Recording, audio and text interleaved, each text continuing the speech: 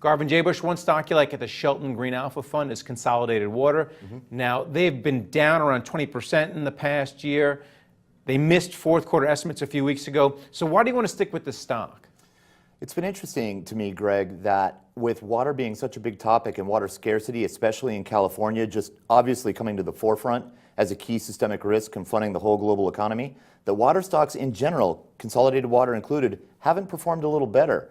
I think that long term, with them expanding out of the Caribbean basin and doing things like building the big 100 million gallon per day plant in Rosarito, Mexico, that's eventually going to provide about 80% of San Diego's total water down there at the edge of the desert where they don't have any.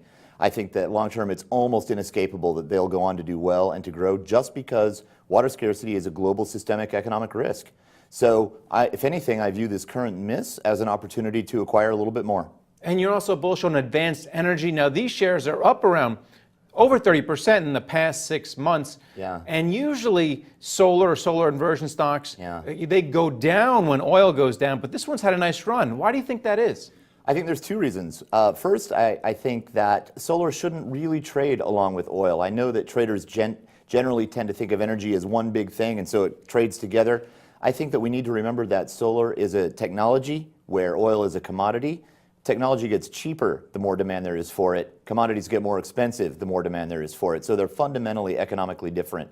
Secondly, I always say AEIS, is different in that it is more than just inverters. It also has a thin film deposition business that's very interesting. Everything from architectural glass to cover for your smartphone to make power to battery coverings, which honestly I think is the more exciting part of their business right now.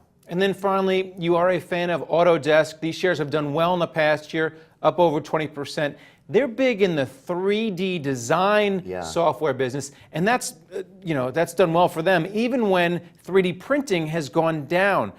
Talk about that.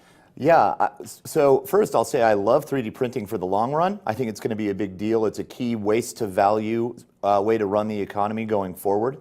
But they also do a lot of design software, which does a lot of stuff upstream from 3D printing and not even related to 3D printing, helping engineers and artists and their design software helps everybody from aircraft engineers to, it helped Bjork design her new display that's up here at the MoMA right now.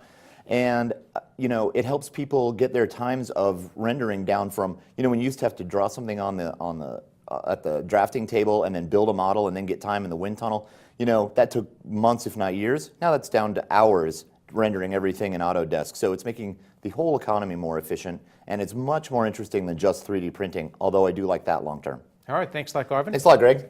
And thank you for watching The Street.